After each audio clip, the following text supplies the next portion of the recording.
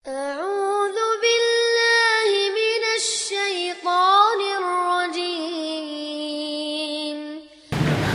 بسم الله الرحمن الرحيم. Assalamualaikum warahmatullahi wabarakatuh.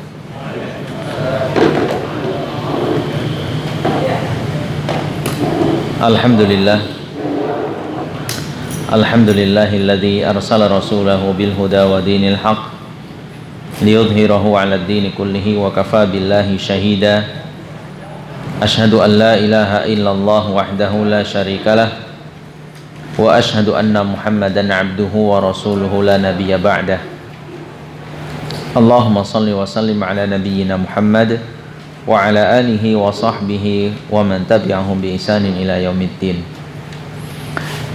Ikhwati fillah rahimani wa rahimakumullah jami'an.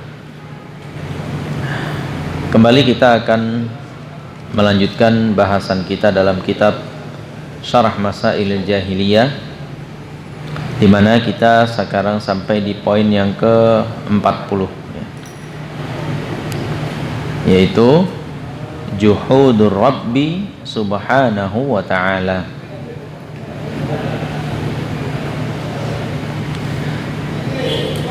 Bismillahirrahmanirrahim. Qala al-muallifu rahimahullahu ta'ala juhudur Rabbi subhanahu wa ta'ala, pengingkaran terhadap Allah subhanahu wa ta'ala. Al-mas'alatul arba'una, masalah yang ke-40, at-ta'tilu, ya, at-ta'tilu, pengingkaran. Kaqauli ali fir'auna, sebagaimana ucapan Fir'aun dan pengikut-pengikutnya. Ikhwati fillah rahimani wa rahimakumullah jami'an. At-ta'til, ya, kata at-ta'til dari kata atala, ya. Di sini secara bahasa artinya adalah ikhla'us syai'i, melepaskan sesuatu, ya. Melepas sesuatu, mencabut sesuatu, ya.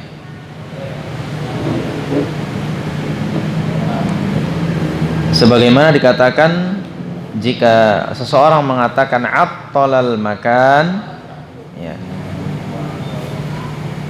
itu maksudnya adalah idza akhlahu, jika dia menjadikan tempat itu yang awalnya berisi menjadi kosong, ya, yang awalnya berisi menjadi kosong.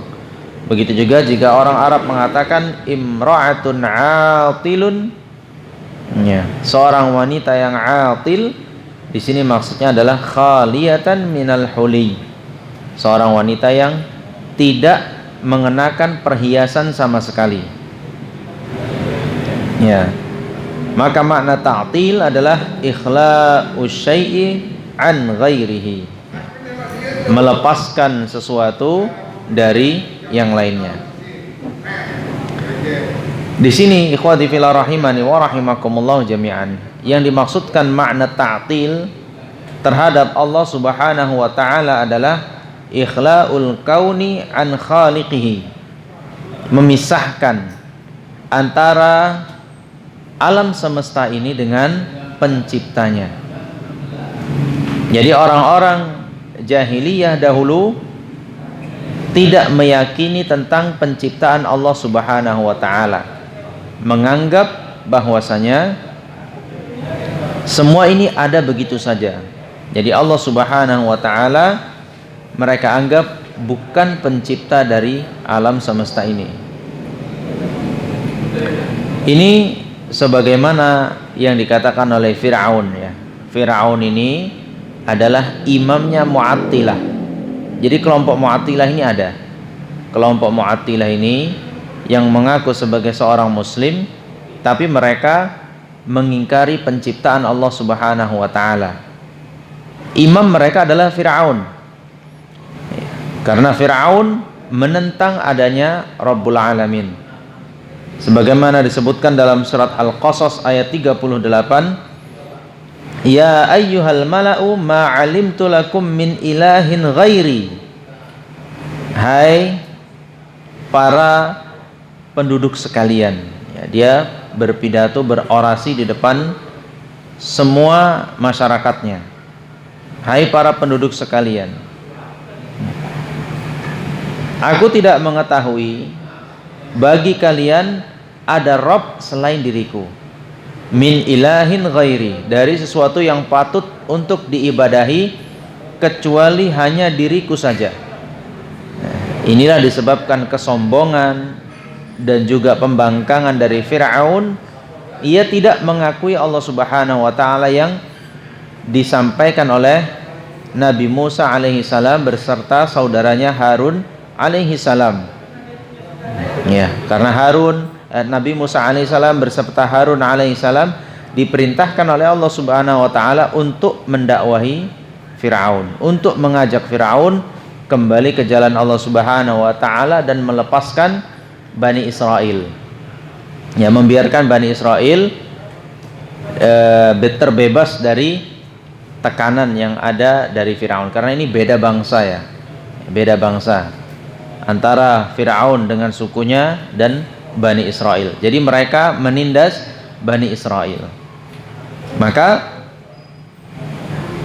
Firaun mengatakan seperti itu di depan kaumnya. Makanya dalam firman Allah Subhanahu wa taala di surat Ghafir ayat 36 dan 37, Allah Subhanahu wa taala berfirman, yang ini mengulang kata-kata yang diucapkan oleh Firaun, ya Haman ibnili sarhal la'alli ablughul asbab. Wahai Haman, ya, Haman ini adalah arsitek tercanggih di masa itu ya. Arsitek tercanggih yang ada di bangsa Mesir waktu itu. Terbukti ya sampai sekarang bangunannya juga masih ada ya. Piramid itu adalah desain dari Haman ya. Ini sangat luar biasa ya, bisa mendirikan gedung begitu tinggi tanpa kalau sekarang kan sudah ada semen, sudah ada besi segala macam yang menegakkannya. Kalau mereka tidak, hanya susunan-susunan batu saja dengan tambahan yang ditempelkan, wallahu alam kabarnya tanah liat yang dicampur dengan telur gitu sehingga bisa merekat ya. Wallahu alam bagaimana teknologinya waktu itu tak bisa lagi ditemukan gimana teknologi mereka di zaman itu. Tapi yang jelas terbukti kehebatan mereka dengan peralatan yang seadanya ya, tidak seperti kita sekarang canggih ada alat berat segala macam. Dulu dengan peralatan seadanya kita bisa menyaksikan sampai hari ini masih kokoh ya berdiri. Gedung-gedung yang didirikan tahun 90-an aja kadang sudah roboh. Ini mereka sudah ribuan tahun yang lalu tapi masih kokoh gedungnya.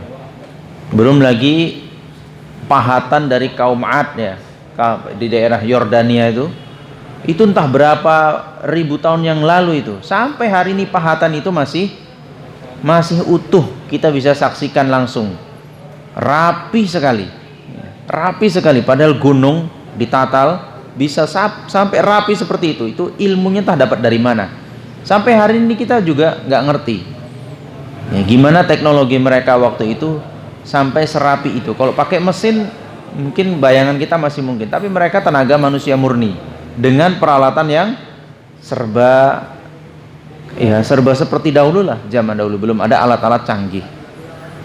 Nah ini juga Haman ini arsiteknya Firaun.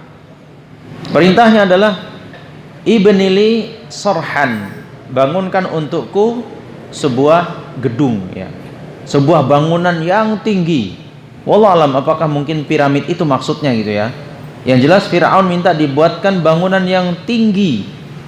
Gunanya untuk apa? La'alli ablughul asbab. Semoga aku bisa mencapai sebab atau menaiki anak tangga sampai ke tingkat yang tertinggi. Ia menganggap di balik awan itulah Tuhannya Musa alaihissalam. Maka dia buat begitu, bangunan yang tinggi. Padahal kalau antum yang pernah mungkin sampai di Saudi atau di negeri-negeri Arab, jarang sekali ya dapat awan itu. Jarang sekali. Langitnya itu bening, biru gitu. Saking panasnya gitu. Jadi uap-uap itu nggak mampir di sana. Kalau di kita yang malah melihat birunya langit itu agak jarang-jarang ya, ngelihat langit biru, betul-betul biru. Sering banyak awan-awan putih yang menutupi langit. Tapi kalau di Timur Tengah, birunya langit itu betul-betul biru gitu. Sedikit saja hanya awan-awan yang lewat. Nah, tapi itulah Firaun ingin dengan kesombongannya itu, bangunkan untukku bangunan yang untuk menjulang ke arah langit itu. Wallahu alam seperti apa bangunan itu. Asbabas samawati fa'attali'a ila ilahi Musa, yaitu anak-anak tangga atau bangunan yang bisa menjadikan sebab untukku mencapai langit, sehingga aku bisa melihat langsung Tuhannya Musa, melihat langsung yang diibadahi oleh Musa. Wa inni la'adhunnuhu kadziba, dan sungguh aku itu meyakin ya. Kata zon di sini makna adalah yakin, dan aku sungguh yakin dia itu adalah seorang pendusta.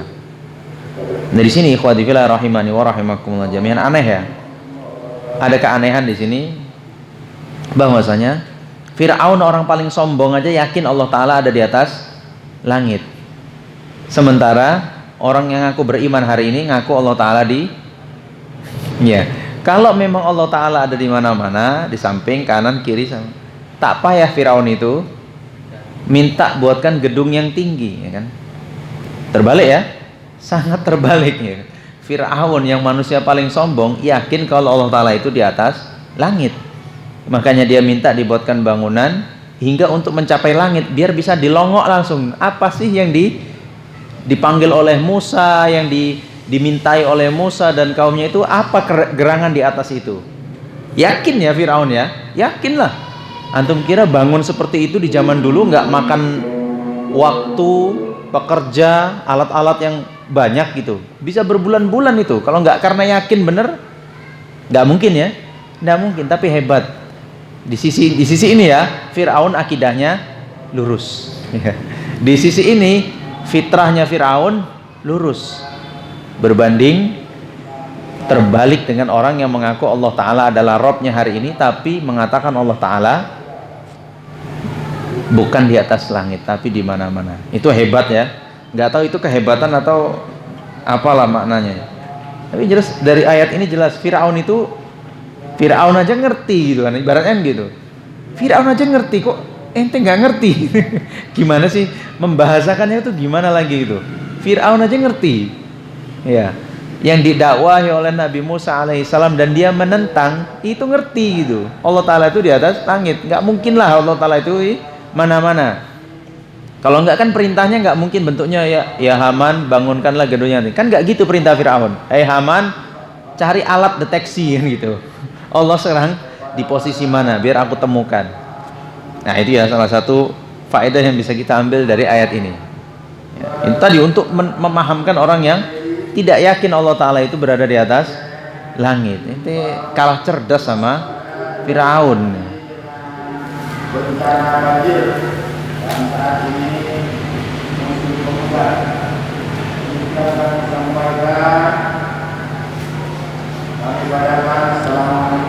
Baik. Di dalam ayat lain Allah Ta'ala berfirman di surat Al-Qasas ayat 38, fa'auqid li ya hamanu 'ala at-tini faj'al li sarhan la'alli attali'a ila ilahi Musa wa inni la'adhunnuhu minal kadhibin. Wahai Haman, ya kan, bakarkan untukku at-tin, yaitu tanah seperti tanah liat, nah, jenis tanah liat yang jika dibakar itu dia mengeras. Kalau sekarang ya gambarannya batu bata lah gitu. Tapi ini nggak kayak batu bata kita. Batu bata kita kena hujan aja pun sudah keropos, rontok. Ini batu bata di zaman itu nggak tahu itu. Memang kabarnya ada lumpur khusus. Tidak semua lumpur bisa dipakai. Memang ada mereka yang ahli-ahli bangunan tahu lumpur-lumpur tertentu yang jika dibakar ini akan mengeras ya, dan kokoh. Kena hujan pun dia tidak rontok gitu lumpurnya ini. Apalagi kemudian ditempeli pakai katanya lumpur itu dicampur dengan kuning telur itu merekat jadinya. Ya dengan telur ya, itu bisa merekat. Dan kan kita tahu juga memang putih telur itu lengket kan, memang lengket. Cuma ya Allah alam, ini salah satu ilmu pembangunan yang sudah punah, tidak ada lagi. Kalau ada kan lumayan irit itu kan, lumayan irit itu. Cuma lumpur tumpuk dibuat bentuk kotak, bakar, mengeras dia campur telur, itu irit itu ya. Daripada batu bata sekarang satunya aja udah gopek ya. Ada gopek ya, satunya aja udah gopek lah, kira-kira gitu. Kalau harganya udah naik lagi nggak tahu berapa. Itu kekuatannya pun belum tentu lagi. Nah ini juga teknologi zaman dulu. Si Haman diperintahkan oleh Firaun untuk membakar tanah liat ini, atin, tanah yang kita diciptakan dari tanah tersebut, tanah atin. Maka jadikanlah itu sebuah bangunan. Semoga aku bisa melihat kepada sesembahannya Musa dan aku yakin dia termasuk orang-orang yang pendusta. Nah ini ikhwati fillah rahimani wa rahimakumullah jami'an, bentuk ta'til. Ya, bentuk dari pengingkaran kepada Allah Subhanahu wa taala. Padahal secara jelas akal yang sehat tidak mungkin menafikan sesuatu yang itu ciptaan Allah taala. Seadanya sesuatu itu pasti ada yang menciptakannya. Terjadinya sebuah perbuatan pasti ada pelakunya. Tidak mungkin sesuatu itu seperti teori yang mengatakan ada begitu saja. Ini teori yang tidak terbukti sama sekali, yang mengatakan manusia awalnya perubahan dari monyet ya. Enggak semua monyet, memang ada sejenis monyet yang enggak punya ekor. Nah, sehingga dia kan memang menyetak berekor ini kan berdirinya agak tegak dia. Agak tegak, lalu berubah, jadilah manusia. Sayangnya nggak ada lagi manusia berubah jadi monyet. Nah dia teorinya agak terputus di situ sanatnya. Kalau memang monyet bisa berubah jadi manusia, pasti ada sebaliknya, manusia yang berubah jadi monyet, balik lagi dia gitu. Nah ini agak repot, muternya agak, siklusnya nggak jelas ya, siklus dari ilmu apa namanya itu dulu, teori Darwin apa namanya? Evolusi ya, teori evolusi ini. Walau sekarang peneliti sudah membuktikan itu, bahwasanya teori ini tidak benar. Ya, satu benda yang ada ini pasti ada penciptanya. Ya, masjid ini terbangun seperti ini pasti ada tukang yang membangunnya. Kan nggak mungkin kan batunya tiba-tiba keropos di sana, rontok, jadilah bangunan masjid. Nggak masuk akal ya, nggak masuk akal ya kan. Ada kue terhidang di piring gitu kan, lalu kita katakan oh ini awalnya tepung berserak-serak gitu kan, ngumpul dia sama gula-gulanya dipanggilin, lalu jadilah dia kue gitu kan. Itu akal sehat mana yang bisa terima itu kan. Lalu mengatakan bumi yang susunannya sangat sinkron ini ya, bumi yang susunannya itu kayak semua terukur, posisi gunungnya diukur, posisi lautan itu diukur, pulau-pulau itu semua terukur ini. Lalu dikatakan ini ada hanya dari serpihan-serpihan debu, ngumpul, lalu jadi bulat kayak begini. Ada laut-lautnya, airnya kumpulnya di sini aja, di sini ada pulau segala macam. Agak cemana ya? Akal yang sehat nggak akan terima seperti itu. Makanya Allah Ta'ala tantang di dalam surat At-Tur ayat 35 dan 36. Allah Ta'ala berfirman, Am khuliqu min ghairi syai'in am humul khaliqun am khalaqus samawati wal arda bal la yuqinun. Apakah mereka dahulunya diciptakan dari tanpa apapun gitu, tanpa apapun, lalu tercipta begitu saja, am humul khaliqun, atau mereka ciptakan diri mereka sendiri. Ya, Allah Ta'ala balikkan pertanyaannya logika ini kepada manusia yang mengingkari bahwasanya ini semua ciptaan Allah Ta'ala. Apakah kalian ini sebelumnya, kita ini tanah serak-serak gitu kan, lalu ngumpul jadi bentuk manusia? Dari mana gitu? Atau dia ciptakan dirinya sendiri? Adakah manusia yang menciptakan dirinya sendiri? Lalu ditanya oleh Allah Ta'ala, am khalaqus samawati wal ard, atau mereka yang menciptakan langit dan bumi? Kalaupun nggak mereka, siapa? Sesembahannya itu, patung-patung itu yang menciptakan mereka, siapa? Nggak mungkin semua ini ada tanpa penciptaan. Bala yuqinun, bahkan orang-orang yang mengatakan seperti itu mereka sendiri tidak yakin dengan teori yang ia yakini gitu. Dia sendiri tidak yakin. Karena pertanyaan-pertanyaan itu pasti nggak bisa dia jawab. Jadi kamu ini tercipta seperti apa? Ya kan? Dari apa gitu kan?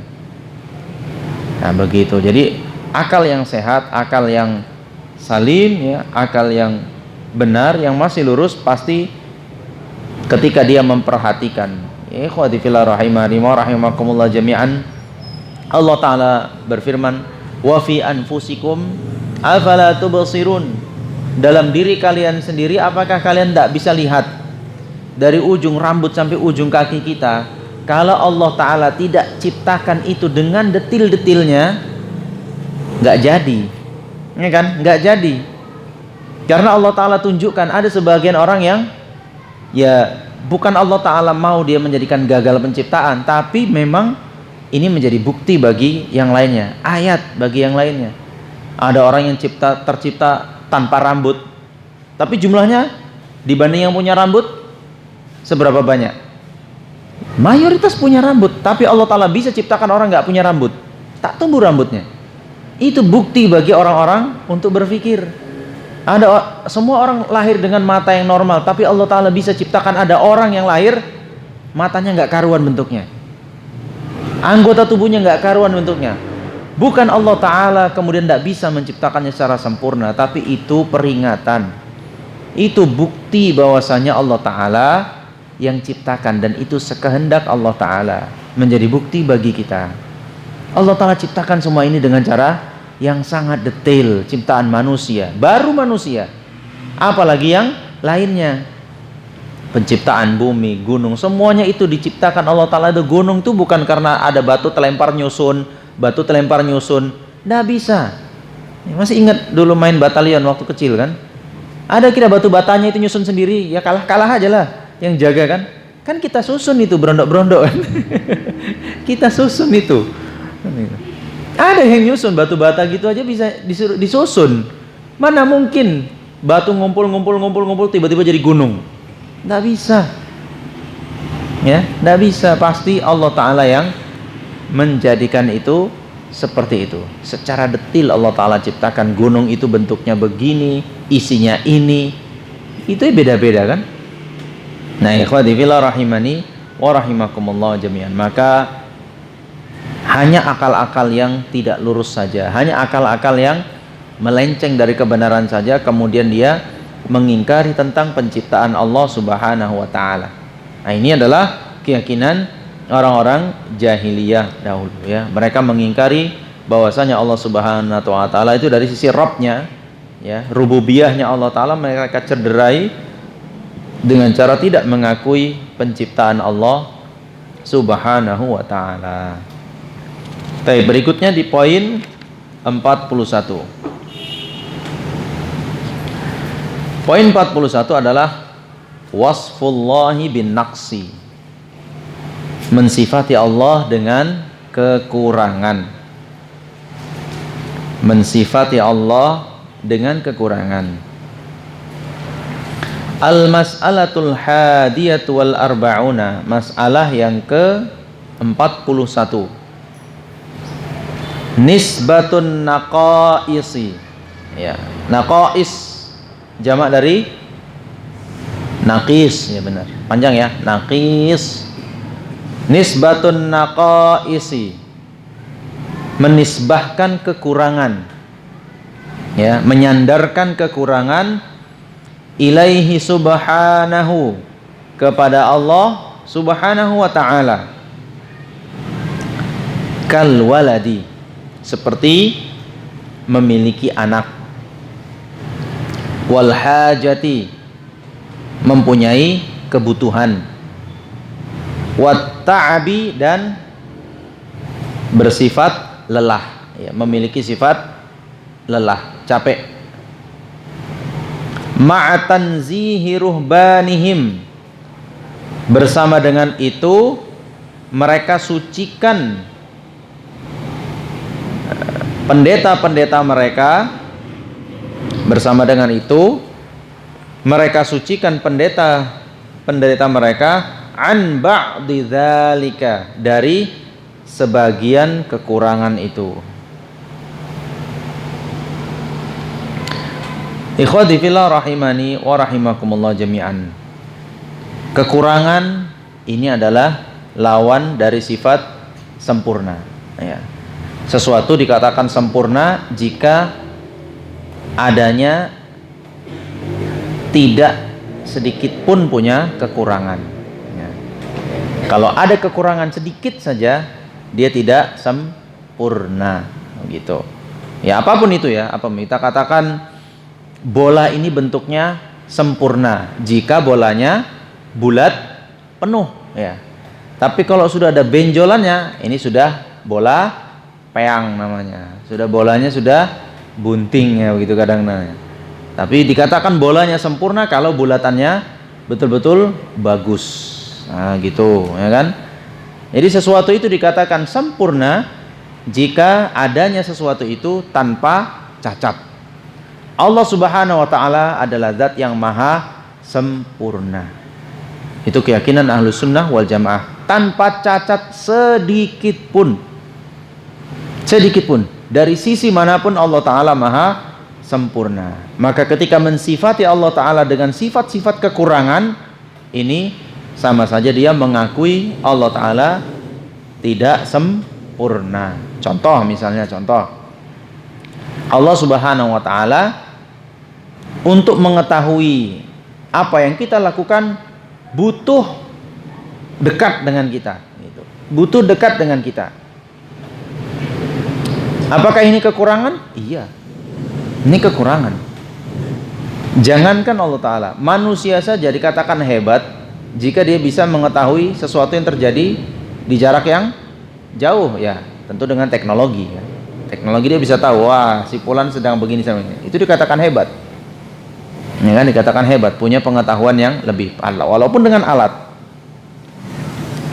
Apalagi Allah Subhanahu wa ta'ala, tidak butuh Allah Ta'ala untuk mengetahui apa yang dilakukan oleh hambanya, harus berada di dekat hamba itu sendiri. Sekalipun Allah Ta'ala di atas arsy, Allah Ta'ala maha tahu apa yang dilakukan oleh hambanya. Gimana caranya? Bukan urusan kita, mas, ya. Nggak urusan kita. Dan memang nggak nyampe ilmu kita untuk membahas yang seperti itu. Apa setiap manusia ada CCTV-nya? Ente kira Allah Ta'ala itu kayak security, butuh CCTV gitu kan. Lalu kalau di zaman dulu gimana ngimanin kalau nggak ada CCTV dulu? Nah begitu. Jadi Allah Ta'ala, sekalipun Allah Ta'ala di atas arsy, untuk mengetahui perbuatan hamba-hambanya itu sangat mudah bagi Allah Ta'ala, sangat mudah, ya. Dengan maha mengetahuinya Allah Ta'ala, dengan sifat maha melihatnya, maha mendengarnya, dan bagaimana caranya memang bukan jangkauan kita, nggak jangkauan akal kita untuk sampai memikirkan hal itu, ya. Jadi tidak boleh kita mensifati Allah Ta'ala dengan satu kekurangan. Di antara bentuk kekurangan adalah jika menisbatkan Allah Ta'ala itu punya anak, ya.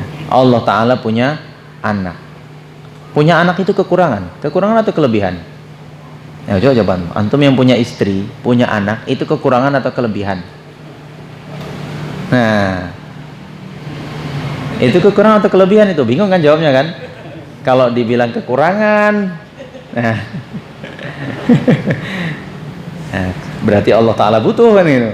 Kalau bilang kelebihan, ayo, kita yang sudah punya istri, punya anak, itu kekurangan atau kelebihan?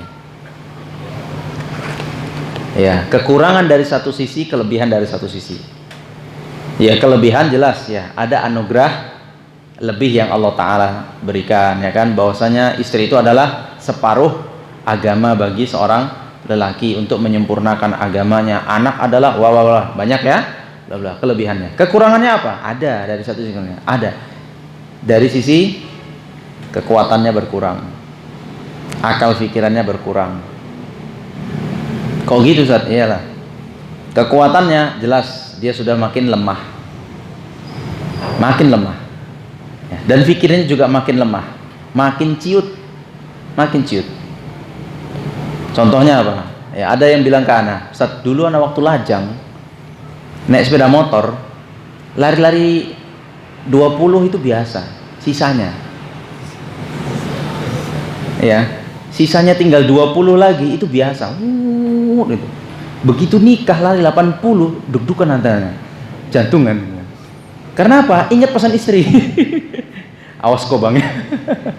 Ingat anakmu, ingat wah. Lari 80 udah geberannya udah kurang, langsung turun lagi. Makanya yang dulunya pakai king, dulunya pakai ini langsung jadi skuter ya kan. Jadi jadi motor-motor matic ya kan. Berubah langsung dia pakai matic. Dulu bawaannya Ninja ya kan. Wah, geberannya pun ngeri-ngeri. Begitu nikah langsung pilihannya motor keluarga. Biar gak bisa digeber. Iya, memang ya. Para ulama menyebutkan bahwasanya makanya seperti kalau kita dapatkan dalam kitab apa itu? Lupa anak. Dalam satu kitab adab menuntut ilmu ya. Adab menuntut ilmu. Makanya bagi penuntut ilmu itu tidak dianjurkan bersegera menikah. Enggak dianjurkan. Orang yang sedang lagi semangat-semangatnya menuntut ilmu, jangan anjurkan dia untuk cepat menikah. Harusnya semangati dia tuntut terus belajar sampai mentok, sampai dia betul-betul nggak sanggup lagi pengen nikah. Nah makanya antum jangan sembarangan, orang lagi enak-enak belajar kuliah asik dikompori nikah aja. Wah itu racun itu. Ya kodrat manusia, ditawari akhwat pasti ngences ya kan. Itu udah kodratnya. Jadi jangan orang yang anak-anak muda yang lagi menuntut ilmu, tolonglah jangan racuni dia dengan nikah. Hukumnya apa nuntut ilmu? Wajib. Hukumnya apa nikah? Sunnah. Ya hukum asal lah. Natanya hukum asal. Bukan, jangan ketergantungan gitu. Tergantung sesuatu. Hukum asalnya nuntut ilmu apa? Wajib. Hukum asal menikah apa? Sunnah. Jangan coba-coba antum jerumuskan orang dari perkara wajib kepada perkara sunnah. Itu dia ya. Jadi ini anak mohon ya. Jadi Pak Nanda ya. Ada Pak Nanda soalnya. Anak mohon ya, janganlah anak-anak muda yang sedang semangat-semangatnya menuntut ilmu, apakah di usia SMA ataupun di usia kuliah atau bahkan sudah tamat, kalau masih semangatnya membara untuk menuntut ilmu, kita dukung semaksimal mungkin untuk dia menuntut ilmu. Butuh biaya, butuh tempat, butuh peralatan segala macam, kita dukung. Ya, yang udah nggak bisa ini, ya dukungnya itu aja gitu kan. Semoga kita keikutan jariah dari ilmunya tadi, kan gitu. Kita yang udah keok-keok ini, ya kan, udah ngeper-ngeper, kalau udah diajak nuntut ilmu udah ada gitu lagi pokoknya ya. Hanya kita bisa dukung, insya Allah kita bisa dukung, insya Allah bisa. Kita patungan rame-rame gitu kan, bahu membahu, kita dorong. Siapa ini yang semangat untuk menuntut ilmu, dorong terus. Ini jangan. Salah satu makanya anjuran para ulama untuk penuntut ilmu yang sedang semangat-semangatnya menuntut ilmu, jangan mikir nikah. Nah, karena begitu dia menikah, beliau ibaratkan apa? Beliau ibaratkan seorang penuntut ilmu yang sedang dalam menuntut ilmu itu belum menikah lah, masih lajang, itu sudah seperti naik perahu atau naik kapal laut yang terombang-ambing di ombak yang besar. Wah, susah hidupnya, susah. Tapi dia masih bisa bertahan kalau perahu itu masih utuh. Nah, dia masih bisa bertahan dengan ombang-ambingan angin, ya kan? Dan berharap akan badai ini akan berlalu. Ada masanya nanti dia akan selesai semua kesusahan ini. Artinya menuntut ilmu itu kan juga ada masa sulitnya, ada masa mudahnya nanti. Gitu ya. Belajar nahwu itu nggak selamanya susah. Awalnya susah. Begitu sudah mendekati titik final, nampak mudahnya dia, ya kan? Ya kan? Kuda pacu itu antum kira dekat garis finish makin lemas apa makin kencang dia? Makin kencang. Nampak finishnya. Bukan lemes kan? Bukan. Padahal dia sudah berapa kali putaran. Tapi larinya kalau melihat garis finish makin kencang. Nah, begitu penuntut ilmu itu kalau udah nampak ujungnya, itu makin geberannya, makin semangatnya itu makin membara dia. Siapa duluan finish? Nah, gitu. Nah, orang yang menuntut ilmu ketika dia masih lajang itu diibaratkan seperti naik perahu di tengah ombak yang besar. Wah, global itu kan. Nah, tapi dia masih punya harapan akan berlalulah badai ini. Namun, kalau dia menikah, maka ibarat kapal itu sudah pecah. Kapalnya sudah pecah. Harapan untuk selamat itu serenti udah. Harapan untuk sampai ke pulau yang dia tuju itu sudah jauh, ya kan, jauh. Kapalku utuh saja awak udah banyak menghadapi rintangan, konon lagi kapalnya pecah. Pakai apa aku jalan? Udahlah, mampet. Ya tengoklah, buktikan sendiri. Anak muda, banyak dapetin seperti itu ya. Banyak anak dapetin seperti itu. Masih lajang, jangan tanya.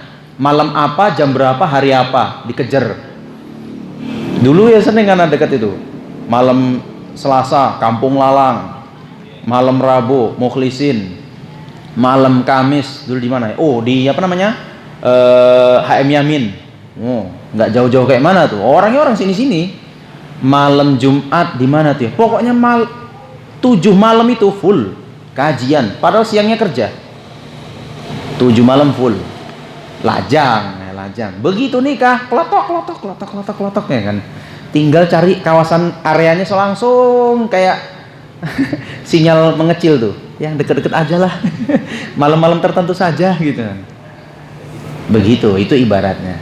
Dan memang terbukti, Anda perhatikan sendiri ya, mungkin diri kita lah yang sudah ya katakanlah mengenal sunnah dari sejak lajang, lalu abis itu menikah. Kalau yang sudah menikah baru mengenal sunnah ya mungkin nggak ngerasakan masa-masa itu. Tapi kalau yang dari lajang pasti terasa.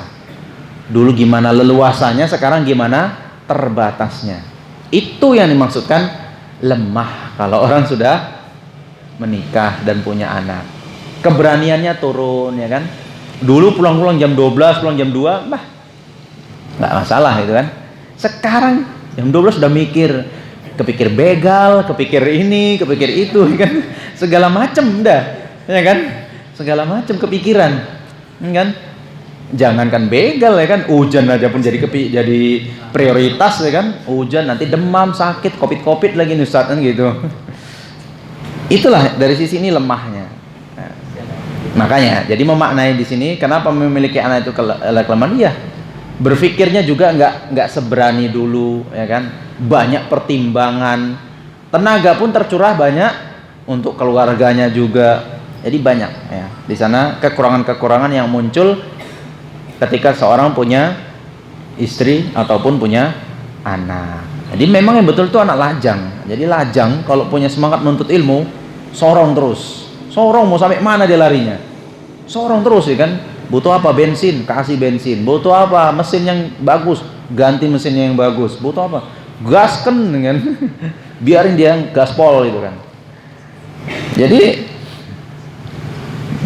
ya sekali lagi anak katakan ya, orang yang nuntut ilmu jangan please lah ya, please.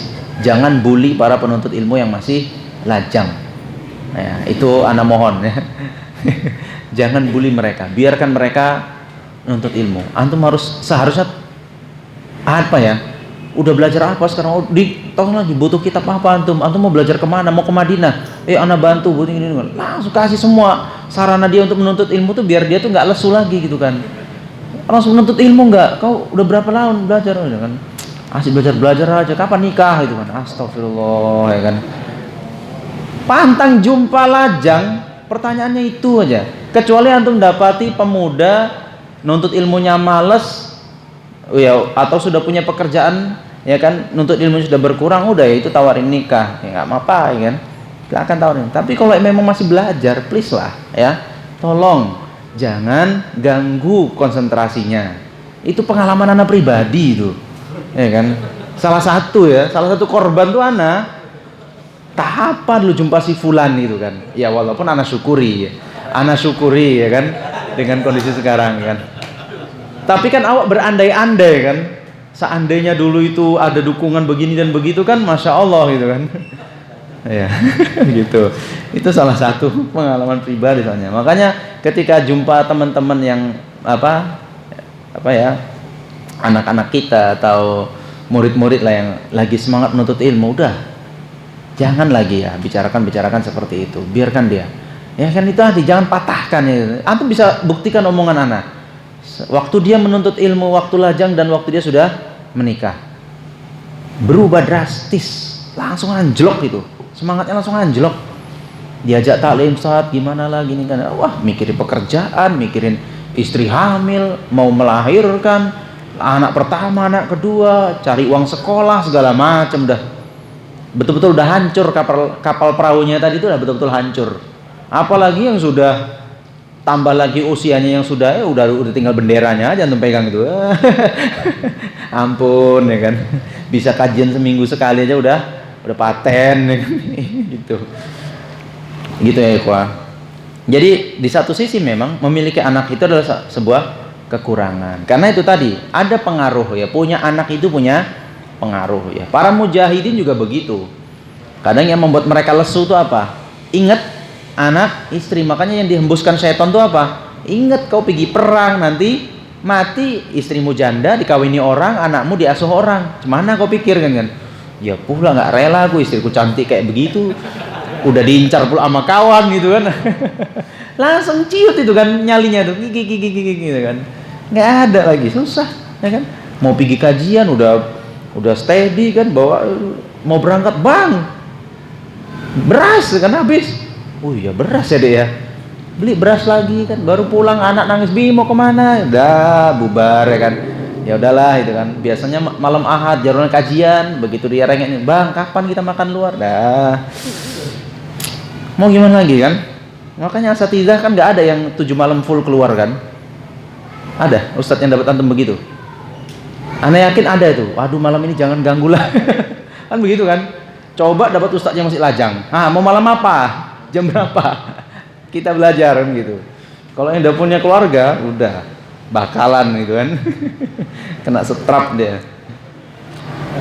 Itu ya. Jadi ada sisi kekurangan kalau punya anak ya. Maka ketika dinisbahkan anak ini kepada Allah Ta'ala, seolah-olah Allah Ta'ala ini ada kekurangannya nanti. Karena di sisi lain, selain kebutuhan seorang orang tua dengan anaknya, juga dia punya berbagi nanti dengan anaknya. Makanya seperti orang Yahudi katakan Uzair bin Allah, wa qalatil yahudu Uzair bin Allah. Orang-orang Yahudi mengatakan Uzair itu anaknya Allah. Tahu kisah Uzair ya? Kisah Uzair ya, bacalah nanti sendiri tentang salah seorang Bani Israel yang bernama Uzair yang Allah Ta'ala bangkitkan dari kematiannya. Baca sendiri nanti. Kemudian orang-orang Nasrani mengatakan Al-Masih yaitu Isa bin Maryam anaknya Allah. Dan orang-orang musyrik Arab, orang-orang jahil dulu mengatakan apa? Malaikat itu putrinya Allah Ta'ala, anak perempuan. Nah ini ikhwati fillah rahimani wa rahimakumullah jami'an. Mereka nisbatkan Allah Ta'ala memiliki anak dari satu sisi. Yang kedua, buruknya lagi adalah mereka benci dengan itu, tapi mereka berikan itu kepada Allah Ta'ala. Contoh misalnya, orang-orang Yahudi, ya kan? Orang-orang Yahudi, pendeta-pendetanya dilarang menikah. Pernah dengar seperti itu? Jadi seorang kalau mengambil gelar pendeta tidak boleh nikah, nggak boleh punya anak. Zina, no problem, kan gitu. Tapi dia menikah, punya istri dan punya anak, itu nggak boleh sama mereka. Karena mereka anggap itu sifat kekurangan.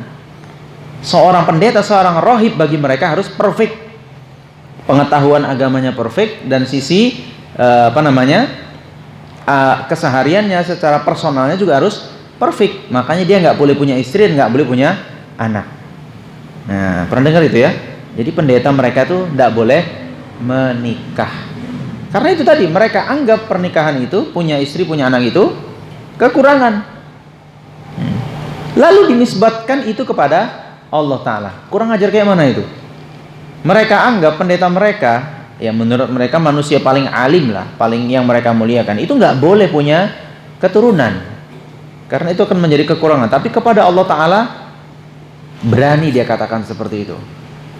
Orang-orang Arab jahiliyah menisbahkan bahwasanya malaikat itu adalah anak-anak perempuannya Allah Ta'ala, padahal mereka paling benci punya anak perempuan. Itu Masya Allah ya, kurang ajarnya seperti apa kepada Allah Ta'ala.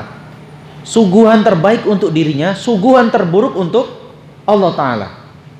Betapa kurang ajarnya mereka.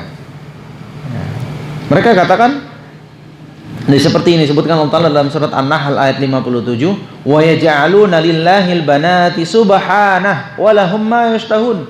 Mereka jadikan untuk Allah Ta'ala itu anak perempuan. Maha suci Allah Ta'ala dari yang mereka sifati. Sementara untuk mereka orang-orang musyrik, apa yang mereka inginkan yaitu punya anak laki-laki. Begitu ya. Kita tahulah kisahnya dulu pernah kita bahas tentang bagaimana bencinya orang-orang jahiliyah terhadap anak perempuan, sehingga kasus mengubur anak hidup-hidup, ya kan? Ketika anak lahir perempuan dia sangat malu, ya kan? Malu untuk tampil di depan masyarakat kalau anak yang lahir adalah perempuan, karena akan dihinakan dan lain sebagainya. Nah, ini adalah hal yang sangat aneh ya, hal yang sangat aneh. Di dalam kitab ini dikisahkan ada seorang ulama ya, dari kalangan kaum muslimin pernah menghadap seorang raja, ya, menghadap seorang raja. Lalu dalam perbincangan dengan sang raja, si ulama ini menanyakan tentang istri dan anak-anak raja. Sontak semua pejabat-pejabat yang hadir di situ marah, apa-apaan ini?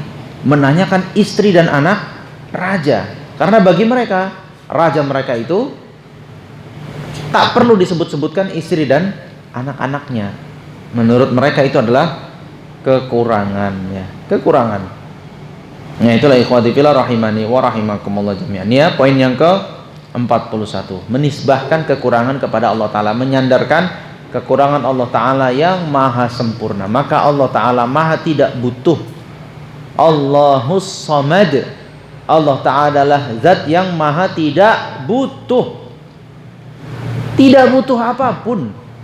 Beda dengan kita manusia, butuh semuanya. Semua kita butuh. Kalau tidak karena suplai dari Allah Ta'ala, dalam waktu sekejap kita ini bisa mati. Tiba-tiba udara dihilangkan. Ya cobalah tes. Ya kan, coba tes. Sana naik astronot kan terbang ke angkasa, keluar ngelongok aja sebentar ke alam luar tanpa oksigen tuh, ngelongok aja. Kalau nggak terus tak selesai itu, nggak lama gitu. Kita ini sangat butuh kepada Allah Ta'ala. Dalam waktu sekejap Allah Ta'ala bisa memusnahkan kita. Kalau bukan karena Allah Ta'ala yang atur, ya kan, segala macam ini Allah Ta'ala yang atur, susah, ya kan. Kita nih semaha butuh. Innallaha ghaniyun wa antumul fuqara. Allah Ta'ala itu adalah zat yang maha kaya, sementara kalianlah yang fakir, yang maha meminta kepada Allah Ta'ala, butuh kepada Allah Subhanahu wa Ta'ala. Maka Allah Ta'ala adalah zat yang maha sempurna, tanpa ada kekurangan sedikit pun pada diri Allah Subhanahu wa Ta'ala. Itu ya ikhwati fillah rahimani wa rahimakumullah jami'an. Maka hati-hati dalam mensifati Allah Ta'ala ya.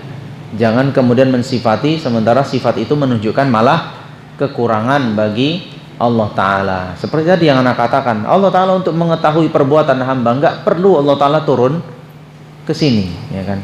Kita aja mau tahu kejadian dimanapun, duduk di depan layar bisa tahu. Kejadian di luar negeri, kejadian di kota ini bisa tahu, cuma duduk di layar aja, di depan layar bisa tahu kita, gitu kan. Bukan dukun, ya kan, bukan ilmu gaib, ya karena memang teknologinya sudah mendukung semua. Kalau orang dulu ya di zaman 1000 tahun yang lalu, ya jangan jauh-jauh lah, sekitar 100 tahun yang lalu mungkin orang-orang yang hidup di zaman company dulu nggak mungkin dia tahu, jangankan yang terjadi di luar negeri, di kampungnya saja pun kadang harus dari mulut ke mulut berita. Ya, kita sekarang udah seperti ini. Artinya apa? Kita aja bisa yang jaraknya ribuan kilometer, apalagi Allah Ta'ala yang maha sempurna. Tidak perlu Allah Ta'ala untuk mengetahui perbuatan kita harus turun ke bumi ini melihat kau ngapain gitu. Nah, nggak perlu. Allah Ta'ala maha mengetahui, maha melihat, maha mendengar ya. Taib, ikhwati fillah rahimani wa rahimakumullah jami'an. Berikutnya adalah yang ini agak panjang sebenarnya.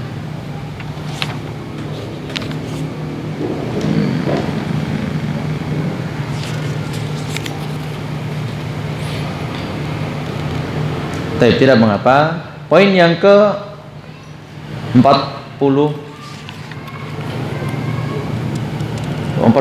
ya. Nah, kira 43, salah buka tadi. 42 masih pendek. Asyirku fil mulki.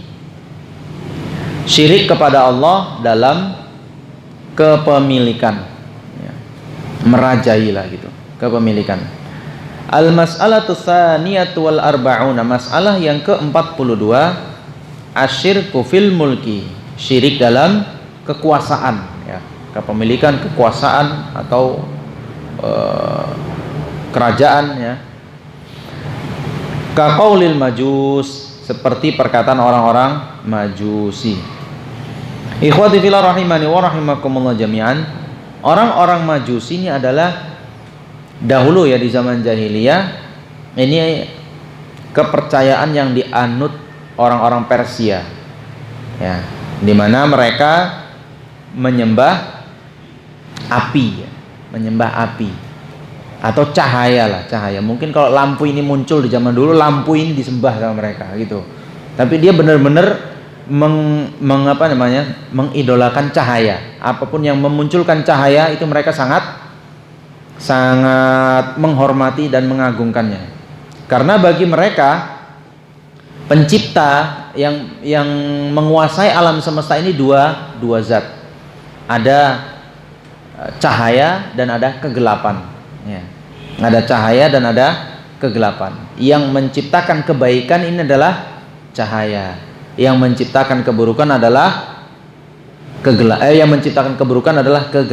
Nah, ini bagi mereka ada dua unsur ini yang berkuasa di alam semesta, yaitu cahaya dan kegelapan. Ini adalah kepercayaan orang-orang Majusi ya. Jadi mereka anggap Allah Subhanahu wa taala seperti itu. Jadi ada dua unsur yang mengatur alam semesta ini. Ikhwati fillah rahimani wa rahimakumullah jami'an.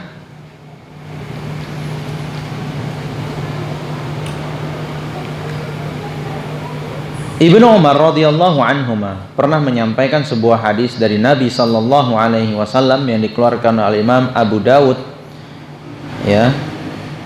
Beliau sallallahu alaihi wasallam bersabda, "Al-qadariyatu majusu hadhil ummah."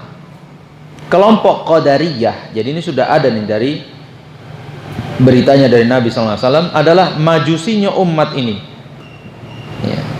In maridu fala ta'uduhum. Kalau kelompok ini sakit, nggak usah dikunjungin. Gugur haknya yang itu berlaku sesama muslim, yaitu jika sakit dikunjungi, tapi gugurkan itu untuk orang-orang yang Qadariyah. Wa in matu fala tashhaduhum. Kalau mereka mati, nggak usah ditakziahi, nggak usah dihadiri jenazahnya. Itu kata Rasulullah sallallahu alaihi wasallam. Kenapa Qadariyah dikatakan sebagai majusinya hadhil ummah? Tadi difahami ya, kepercayaan Majusi yang mengatur alam semesta ini ada dua, cahaya dan kegelapan. Cahaya menciptakan kebaikan, kegelapan menciptakan keburukan ya kan? Sementara orang-orang Qadariyah meyakini bahwasanya Allah Subhanahu wa taala, pertama, Allah taala tidak tahu sesuatu itu sebelum terjadinya. Jadi Allah taala itu sama kayak kita, udah kejadian baru tahu. Mereka anggap begitu. Jadi menafikan ilmunya Allah Subhanahu wa taala. Ya, jadi mereka menganggap kalau yang baik-baik ya kan, kalau sisi yang kita katakan, mereka anggap Sesuatu yang ditakdirkan Allah Subhanahu wa taala itu satu hal, kejadian yang terjadi di muka bumi ini faktanya itu hal yang berbeda. Jadi ada ketetapan Allah taala, ada perbuatan manusia. Jadi mereka meyakini Allah taala menentukan takdir, tapi yang menentukan itu sendiri. Nah, jadi ada dua yang berlaku ya.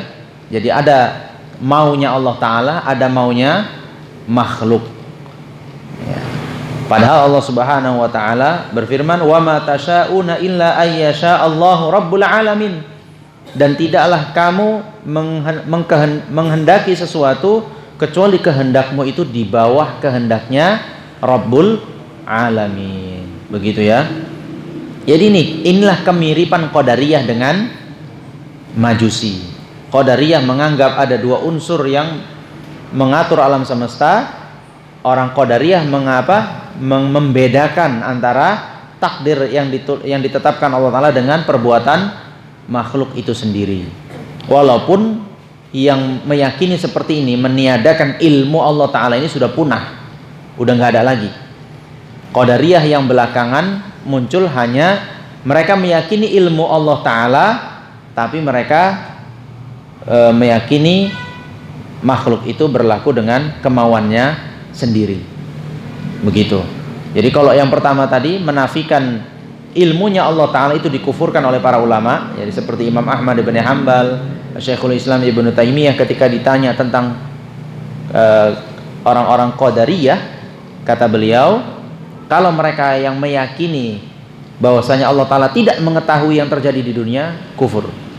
Tapi kalau mereka yang masih meyakini ilmu Allah Ta'ala, namun manusia itu berbuat dengan kehendaknya sendiri, ini belum sampai derajat kufur. Nah demikian ya, ikhwati fillah rahimani wa rahimakumullah jami'an. Sementara Ahlus Sunnah wal Jamaah meyakini bahwasanya Allah Ta'ala sebagaimana yang disabdakan oleh Rasulullah sallallahu alaihi wasallam, Allah Ta'ala Allah Ta'ala tuliskan takdir, maqadir kulli syai', takdir segala sesuatu sebelum menciptakan 50.000 tahun lamanya, sebelum menciptakan langit dan bumi. Kemudian Allah Ta'ala tuliskan takdirnya itu di Lauhil Mahfuz ya. Barulah kemudian itu berjalan takdir manusia sebagaimana yang dituliskan oleh Allah Subhanahu wa Ta'ala. Lalu Ustaz, bagaimana dengan hadis yang menyatakan bahwasanya doa kita bisa merubah takdir gitu? Sebenarnya doa itu tidak merubah takdir, tapi Anda ditakdirkan untuk berdoa, kemudian doa itu merubah dari yang begini menjadi begini. Itu juga bagian dari takdir Allah Subhanahu wa Ta'ala. Nah, begitu ya. Jadi memang Anda ditakdirkan oleh Allah Ta'ala untuk berdoa sehingga ini dirubah oleh Allah Subhanahu wa Ta'ala. Begitu maksudnya. Ya ikhwati fillah rahimani wa rahimakumullah jami'an. Maka tidak ada yang luput semua dari ketetapan Allah Ta'ala. Lalu ya Ustaz, bagaimana dengan kenapa ada orang kafir, kenapa ada maksiat, kenapa ada perbuatan-perbuatan buruk, kenapa ada iblis, ada syaitan, kenapa Allah Ta'ala mengkehendaki keburukan? Tidak ya. Allah Ta'ala ciptakan itu semua syarat dengan hikmah yang Allah Ta'ala inginkan. Itu syarat dengan hikmah yang Allah Ta'ala inginkan terjadi di atas muka bumi ini. Macam-macam lah ya. Ada yang memang untuk sebagai ujian bagi hamba-hambanya yang beriman dan lain sebagainya. Kenapa Allah Ta'ala adakan itu semua? Dan kita harus tahu ada takdir Allah Ta'ala yang sifatnya kauni, yaitu takdir Allah Ta'ala yang memang sifatnya alami. Ada begitu, Allah Ta'ala takdirkan ada. Tapi ada takdir-takdir Allah Ta'ala yang dicintai dan diridhai oleh Allah Ta'ala.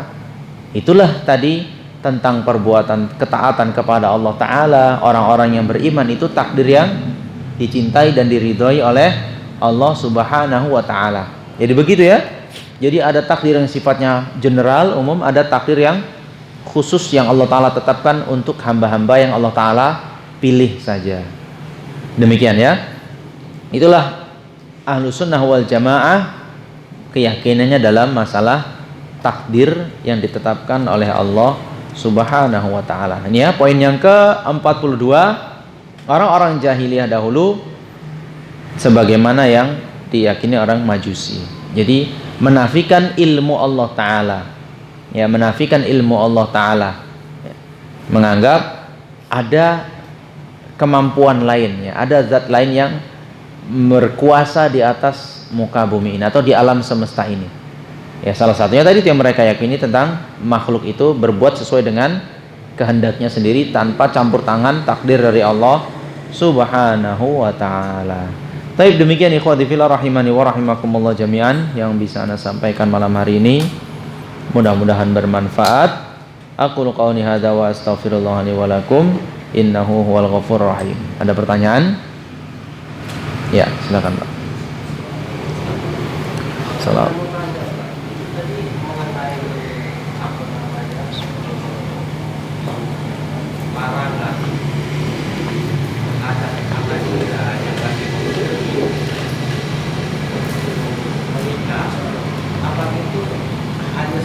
Belajar agama atau akademik juga.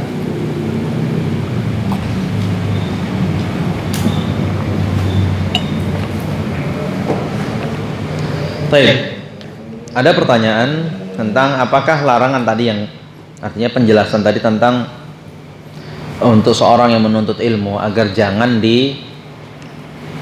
panas-panasi, jangan dikompori, segera menikah, itu sebenarnya bukan larangan ya, bahasanya bukan larangan, tapi jangan dianjurkan gitu. Jangan dianjurkan untuk segera menikah sementara waktu. Kemudian apakah ini ilmu agama atau ilmu yang lainnya juga? Maka tentu kalau pembahasan dalam Islam yang dimaksud ilmu adalah ilmu agama. Yang dimaksudkan ilmu selalu yang kita bahas ini adalah ilmu agama.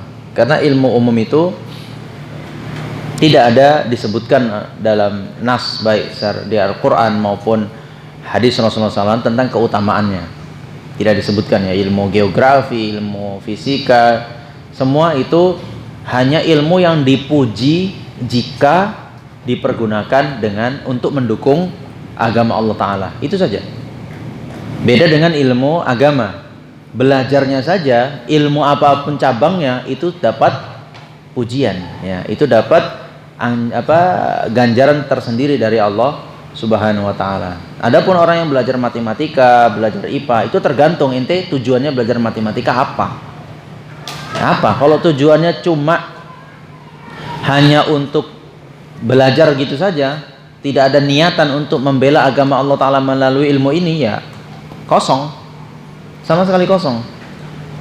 Adapun orang yang belajar ilmu agama, sejak belajarnya itu saja dia sudah mendapat ganjaran dari Allah Subhanahu wa Ta'ala. Nah, begitu ya. Jadi kalau ilmu agama secara ilmunya sendiri itu sudah dipuji oleh Allah Ta'ala, ya, untuk kita dianjurkan mempelajarinya. Kalau ilmu umum, ya, atau selain ilmu agama lah katakan, ini tergantung tujuannya dulu. Mau untuk apa? Dibawa kemana nanti arahnya?